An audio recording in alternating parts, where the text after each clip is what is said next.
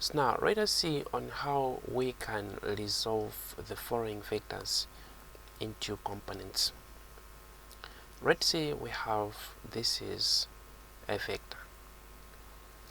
Let's say it is a vector given as f is equal, let's say, 20 newtons.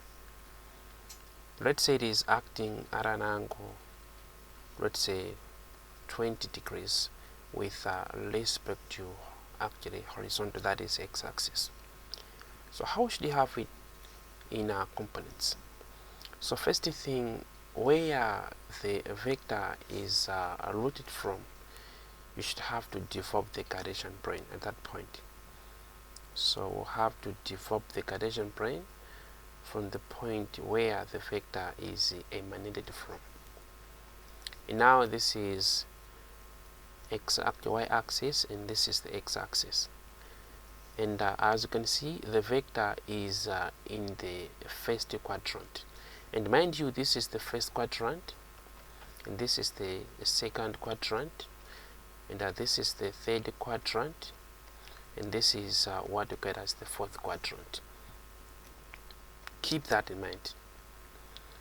And from there, we need to have the components that we are aiming at having. So we'll have to drop down the actually a vertical line and being connected like that. And what we have, this is a 90-degree angle, and of which this is said to be the x component, and this is the y component. And these components must be head on to tail, and they should follow the direction of the vector that we have. So this is a y component, and this is a x component. And the directions of these components will be very important. You should have to know that since they are all pointing towards the positive directions, it means all these components will be positives.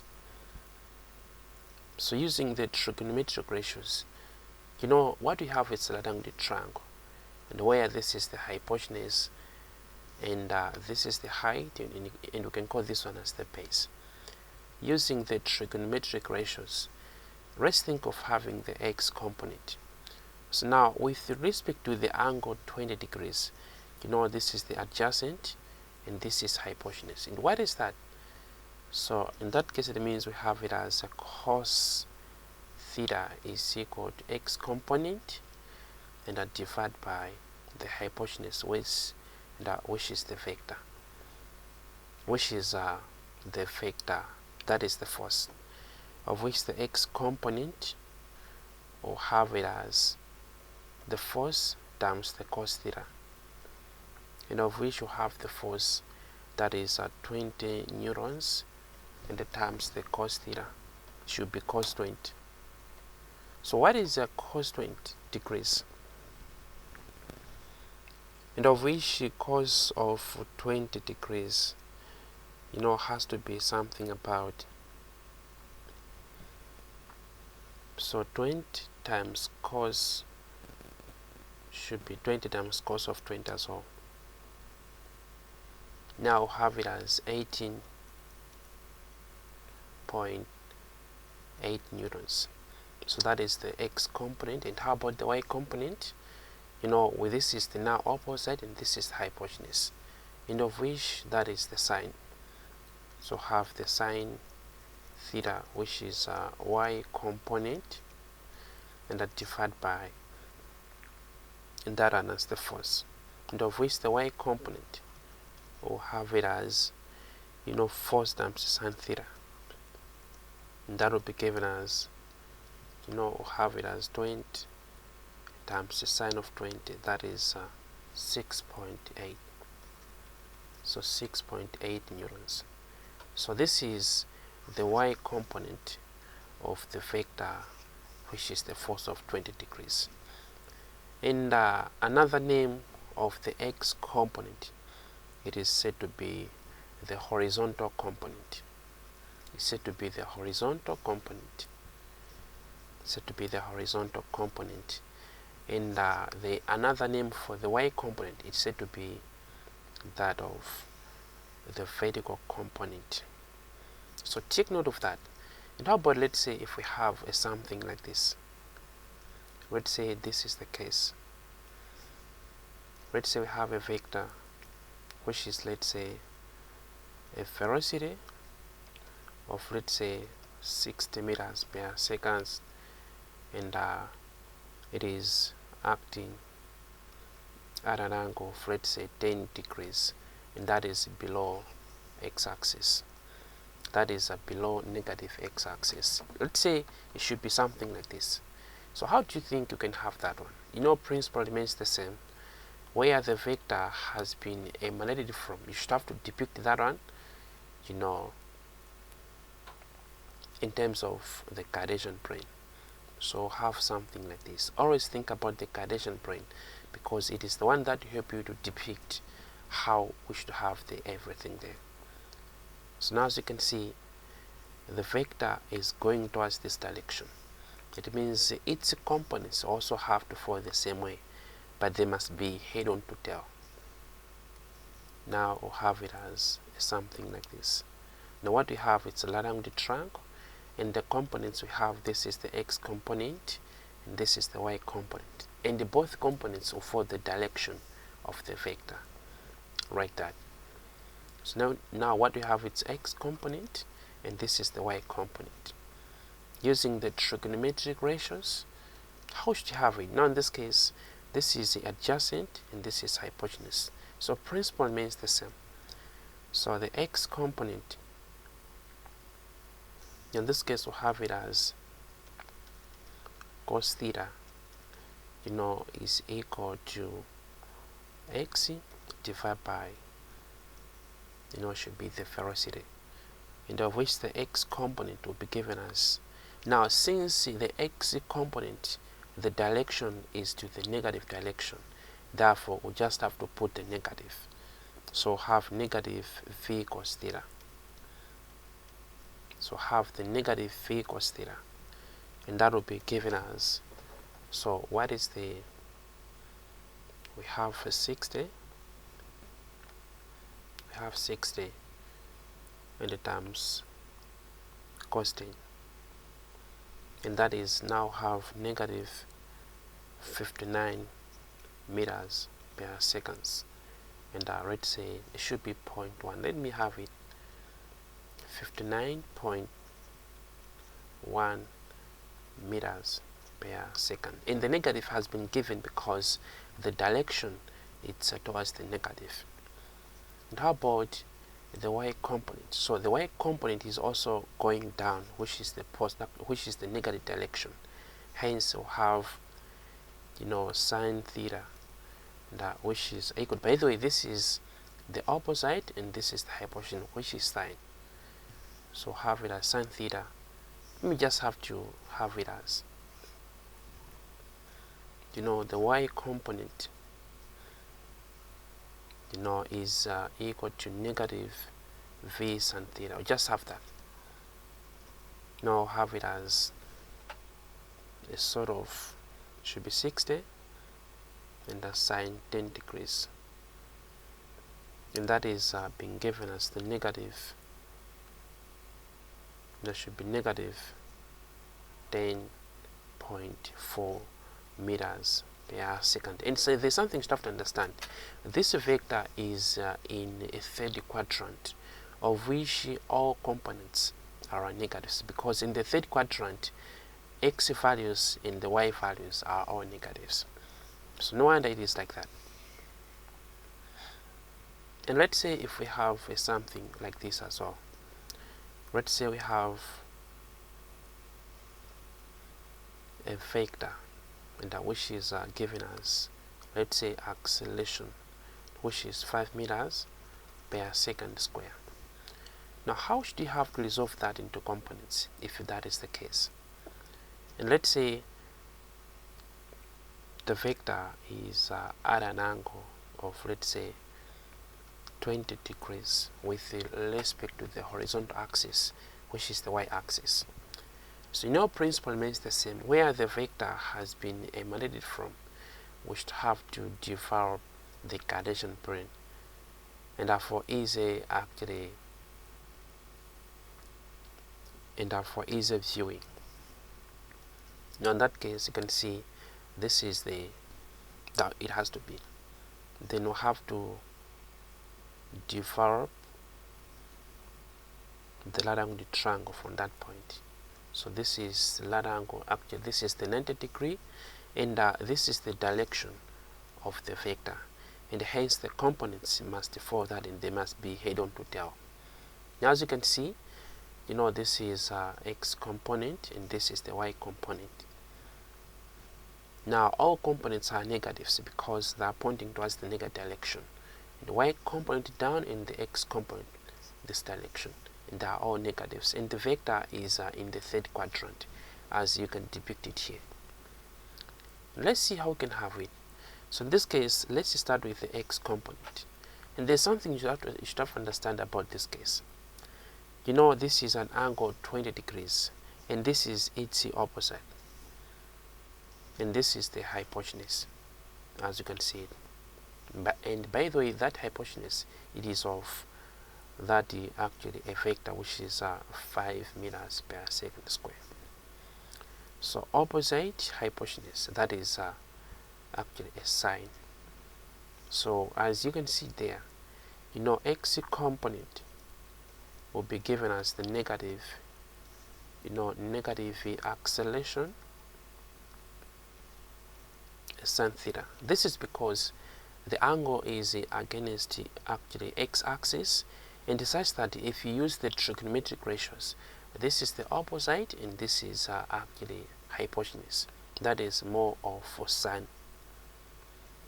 In this case, we'll have it as the negative because the direction it's towards the negative direction. So we'll have something like that.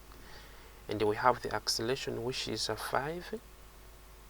By the way, we have 5 times the sine of 20°. So we have it as negative 1.7 meters per second square. That is the x component. And how about the y component? And also look at the case as well. This is the adjacent and this is the hypotenuse. That is actually a cos. So y component will be given as the negative acceleration cos theta. So you can take it from here. So if the angle is against actually x-axis, along y-axis we do have sine, in that along actually x-axis, when the angle is against the x-axis,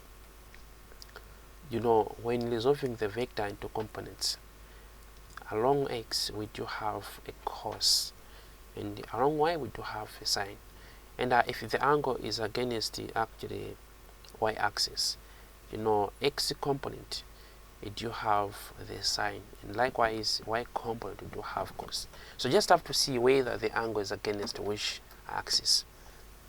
So the best way to see which axis is the angle, actually which axis the angle is measured from, you need to always depict the vector, using that of the Cartesian plane. It really helps a lot. Let's think of having this. Let's say if we can have something like this. Let's say this is a vector I'll call it as f, now which is, let's say, 50 newtons. And say it is at an angle with respect to, let's say, a vertical axis, which is, let's say, 5 degrees. So how should we have to resolve this into components? Principle remains the same. In all cases, you should have to depict the Cartesian plane where the vector is being emanated from. So have the Cartesian plane, and at that point. So in this case, as you can see, we have, this is now the Cartesian plane of our interest. And in order to develop the right angle triangle, we may think of extending this one further like that, and I'll have something like this. Now since this is the direction of the vector, then the components has to follow that one. So like that. So in this case, this is the x component and this is the y component. Using the trigonometric ratios, x component, this is the opposite, and this is the hypotenuse, and that is more of sine. So have it as x component being equal to 4 times sine theta. So since it is pointing towards the positive direction, it will be given as the positive, and the y component will be given as f cos theta, and since it is pointing towards the positive, it will be positive. So you can take it from there. So in all cases, you need to be very clear about the directions of the components and also the axis in which the angle is being measured from. Otherwise, it becomes a problem for you to handle it properly, in the sense that you may find it hard to come up with the proper solution over that. Let's say we have something like this. Let's say this is a vector, and let's say it is acting at an angle of, let's say, 60 degrees. Let's say this is the vector called as acceleration, which is 2 meters per second square. So how should you have to resolve this into components? Principle remains the same. Where I need to depict where the vector is emanated from, as with the Cartesian plane, where you can have something like this. So now, as you can see that the vector is in the fourth quadrant, and of which x component a y component has to be negative, and the x component has to be positive. In all cases, it has to be like that. Now you can think of having the Lagrange triangle like this. Should be that, and since this is the direction of the vector, then the components must follow the same direction in this way. And as you can see, the y component, it is pointing down, and the x component is going towards this direction. Hence, this is the negative and this is the positive. So from there, you can resolve that into components like that. And now, what if we have a vector which is in either x-axis or in y-axis? Let's think of having this. Let's say if we have, this is a vector. Let's say this is the vector of a force given us, let's say, 50 newtons. How should you have to resolve this into components? Now, for this case, principle remains the same. You may think of depicting that one in terms of the Cartesian plane, and where you can think of having something like this. Then you think of having that case. So now, as you can see, the vector is totally along x-axis towards the positive direction. Hence, the x component of this vector is the same as 50 newtons, and the y component is 0, because it cannot be resolved into components. It is just the way it is there. And of course, in the other case, you may think of having, let's say, if the vector is going towards this direction, it means the angle between it's 0 degrees, and of which you may think of saying x component is equal to 4 times sine, or actually times the cos of 0 degrees. So you may think of cos of 0 degrees, and of which we have it as 50. And what is the cos of 0? We have it as 1, hence it is the same as 50 newtons. So that is the x component. And while that of the y component, we have it as y component being given as 50 times the sine of 0 degrees, of which sine of 0 degrees is the same as 0. So have the y component being given as 0. Likewise, if we can have something like this, let's say if we have a vector going towards this direction, principle remains the same. Since the vector, let's say this is a vector v, and that is given as 5 newtons. So since it is pointing towards this direction horizontally, then I should have to understand that the x component of this vector, is given as negative 5 newtons, and the y component is given as 0, because the vector is only in x-axis. Likewise, if we have the vector which is only in y-axis, that particular vector has no component in x-axis. It will be given as 0. So bear that in mind. And there is something you should have to understand much about, also about the vector resolution, and which is the alternative to the issues of considering the direction of the components, whether they will be positive or negative. Think about this. Let's say if we have a vector, and let's say I'll call it as a vector f, which is 60 newtons, and let's say it is acting at an angle, let's say, of 20 degrees, like that. How should we have to resolve that into components? Of course, you still more have to use the principle of having the Cartesian plane, something like that. That is, of course, you need to understand that one.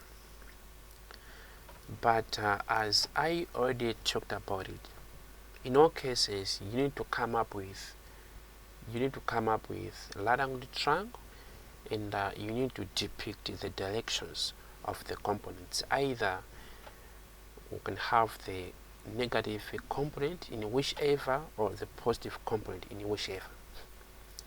But as Strumo, there is something you should have to understand much about. And by the way, let me change the scenario here, and to make the interest of this to make the interest of this part fulfilled. Let's say we have a vector going like this. Now let's say it is a vector given as f, which is 50 newtons, and let's say it is acting at an angle, let's say theta, should be at an angle, let's say 49 degrees. Let's say that is the case, and the principle remains the same. We need to come up with a Cartesian plane and then be able to depict it like this. Let's say that is the case, and according to what I've been talking about, you need to come up with the right-angled triangle in order to see the directions of the components, and so that you should be able to assign whether it will be positive or negative. And of course, in all cases, since this is the third quadrant, you see that in both the axes we should have the negative. In other words, in both components we should have the negatives, and looking at the direction of the vector. But now, in order to not much think about whether we should have the positive, in order to not much think about the directions of the components, here it's just a simple strategy that you should have to use. Always you should have to depict the direction, you should have to depict the angle being measured from the positive x-axis and in an anti-clockwise. And for that case, we should have to look for this angle. And what is that angle? That angle will be obtained from the angle properties, in the sense that we should have it as 270, because from this up to this point like this, that is 270 overall. Now have 270, we should have 270 minus 49 degrees. So which means this particular angle, it's 221 degrees. Now since this angle has been measured from the positive x-axis, it means no matter what, the x component of this is actually a vector, which we can say it as Vx. It can be Vx, will be given as, just being given as 50 newtons and at times cos of 2 to 1 degrees. About the negative, it will come on its own. You don't need to assign the negative. It will come out on its own. Everything is automatically done. So half of 50 newtons times cos of 2 to 1. Now it is negative as it was supposed to be. So negative 37.7 newtons. So without the need of coming up with the right angled triangle and sort of looking at the directions, the directions comes on themselves. And how about the y component? So y component will be given as, now have it as 50 newtons times the sine of 2 to 1 degrees. So what will be that one? So have it as 50 and times the sine of 2 to 1. That will be given as negative 35. So negative should be 32 rather. Negative 32.8 newtons, as you can see. Let's say if we have something like this. Let's say if we have a vector which is going over like that, and let's say it is acting at an angle of, let's say, 69. It should be 30. Let's say that is the case, and it is given as the vector momentum, and which is given as, let's say, 6, and that should be 6 kg, meter. It should be 6 kg. Let's say should be a vector momentum, which is 6 kg meter per second. So how should you have to resolve that into components without considering the aspect of the directions and also coming up with right angled triangle? How should you have it? So you need to have to consider the angle being measured from the positive x-axis until where the vector is. So this is the angle of our interest. So that is the angle that we're going to use. So we know that this is 90 degrees and the plus 30, that is 120 degrees. So we use 120 degrees instead of 30 degrees. So since the angle has been measured from the positive x-axis, it means in all cases, using this technique, in all cases, in x we do have cos, in y we do have sine. So which means the x component of this vector will be given as 60 kg meter per second times cos of 120 degrees. So what will be that? In this case, we'll have it as 6 times cos of 120 degrees. So that is negative 3, as it was supposed to be, since the actual vector is in the second quadrant where x values are negatives. So that is negative 3 kg meter per second. Likewise, what is the y component? We can have it as something about 6 kg meter per second sine of 120 degrees. So you can take it from there. And how about, let's say, if we can have something like this? Let's say if we can have this vector. Let's say it is velocity, and which should be 11 meters per second. Let's say it is acting at an angle of, should be 15 degrees with respect to the vertical axis. Now principle remains the same. We need to come up with the Cartesian point depiction, and for easy getting it up. Now what you can have is, using the same principle, we need to come up with the angle measured from the positive x-axis in an anti-clockwise until where the vector is, so which is at this point, like that. So what is the value of this angle? So reaching this far, this is 90, 180, 270, and 270 plus 15. That is 285. So which means that angle is given as 285 degrees. So we can have to use that one. So in that case, we'll have it as the x component, which is Vx, will be given as 11 meters per second times the cos of 285. In all cases, you need to use cos using this technique because the angle is measured from the positive x-axis. So we have it as that. And let's see if you have,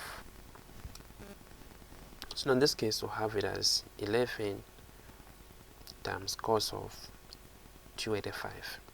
That is positive as expected, positive 2.8 meters per second. And how about the y component? We'll have it as 11 meters per second times, and there should be sine of 285. So you don't need to come up with a right angled triangle and also be thinking of the direction of the components. So those it comes on their own. What if this is the case as well? Let's say if we can have something like this. Let's say if this is the case. Let's say we have, let's say if we have, this is a vector. Let's say if this is a vector, and say should be acting at an angle of, let's say should be 25 degrees, and like that. And let's say the vector is given as the force, which is 120 newtons. So how should you have to resolve that into components? The principle remains the same.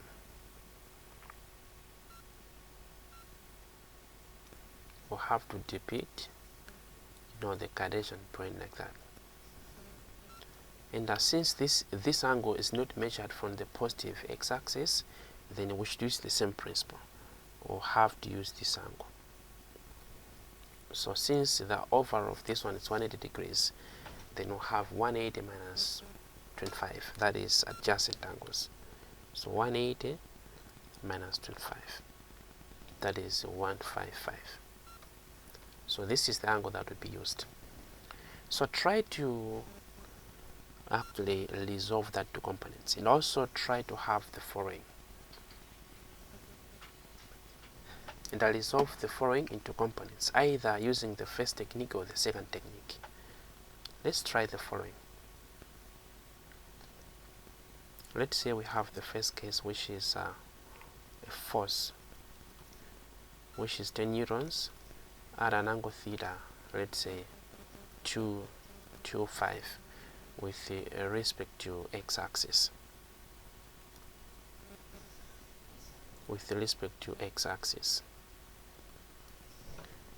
And I should also have to resolve the angle, which is velocity, that is 100 meters per second at an angle theta, which is 25 degrees with respect to y-axis. And also try to resolve the vector, which is acceleration, that is 25 meters per second acting at an angle theta with respect to, let's say 30, with respect to x-axis. Should be positive x-axis. This should be negative x-axis. This should be from positive x-axis. And this should be from negative y-axis rather. And also resolve this. What if you can have something about, let's say, a momentum, which is, let's say, 50 kg meters, actually 50 kg meter at an angle of, let's say, 60 with respect to the positive x-axis. So try to have that. Try to resolve those angles into components. And also think about this one as well and see how you can resolve that one to components. What if we can have something like this?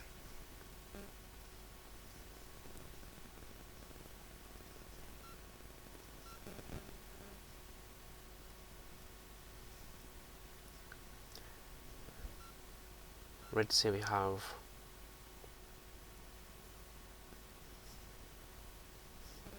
this is F1, that is 20 neurons, like that. And let's say we have another vector, and which is, let's say, F2. Let's say it is at an angle 50 degrees. Let's say it is given as 100 neurons. And say we have another case. Let's say this is another vector, and which is, let's say, F3. It is given as the 50 neurons. And say we have another vector, let's say, which is going over like this.